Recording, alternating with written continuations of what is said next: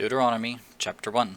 These are the words Moses spoke to all Israel across the Jordan in the wilderness, in the Arabah opposite Suf, between Paran and Tophel, Laban, Hazeroth, and Dizahab. It is an 11-day journey from Horeb to Kadesh Barnea by way of Mount Seir. In the 40th year, in the 11th month, on the first of the month, Moses told the Israelites everything the Lord had commanded him to say to them. This was after he had defeated King Sihon of the Amorites, who lived in Heshbon, and King Og of Bashan, who lived in Ashtaroth at Edrei. Across the Jordan in the land of Moab, Moses began to explain this law, saying, The Lord our God spoke to us at Horeb. You have stayed at this mountain long enough. Resume your journey and go up to the hill country of the Amorites and their neighbors in the Arabah, the hill country, the Judean foothills, the Negev, and the seacoast, to the land of the Canaanites, and to Lebanon as far as the great river, the Euphrates. See, I have set the land before you. Enter and take possession of the land the Lord swore to give to your ancestors Abraham, Isaac, and Jacob, and their future descendants. I said to you at the time, I can't bear the responsibility for you on my own. The Lord your God has so multiplied you that today you are numerous as stars in the sky. May the Lord, the God of your ancestors, increase you 1,000 times more, and bless you as he promised you. But how can I bear your troubles, burden, and dispute by myself? Appoint for yourselves wise, understanding, and respected men from each of your tribes, and I will make them your leaders. You replied to me, What you propose to do is good.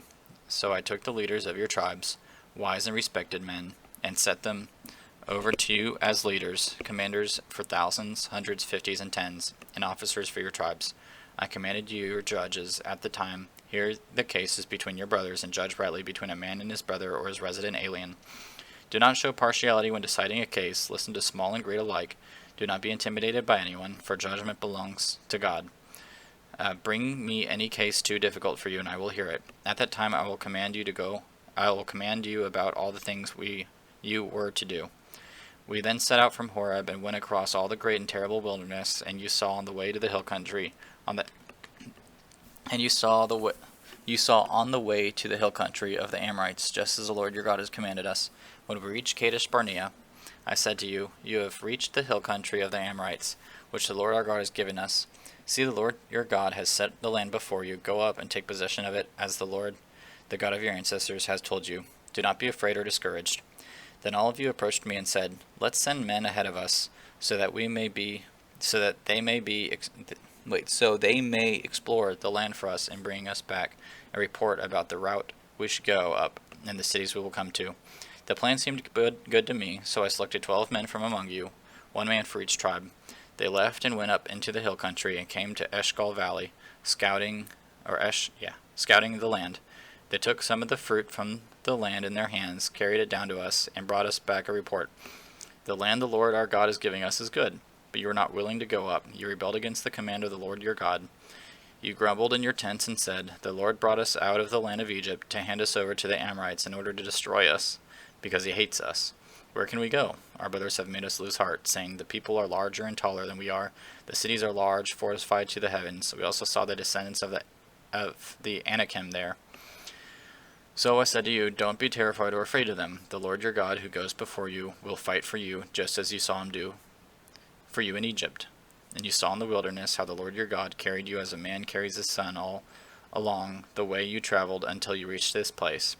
But in spite of this, you did not trust the Lord your God, who went before you on the journey to seek out a place for you to camp. He went in the fire by night and in the cloud by day to guide you on the road you were to travel.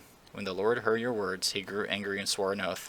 None of these men in this evil generation will see the good land I swore to give your ancestors, except Caleb the son of Jephunneh, and he will see it, and I will give it to him and his descendants, the land on which he has set foot, because he remained loyal to the Lord. The Lord was angry with me also because of you, and said, You will not enter there either. Joshua son of Nun, who attends you, will enter it. Encourage him, for he will enable Israel to inherit it. Your children, who said would be plunder, your sons who don't yet know good from evil, will enter there. I will give them the land, and they will take possession of it. But you are to turn back and head for the wilderness by way of the Red Sea.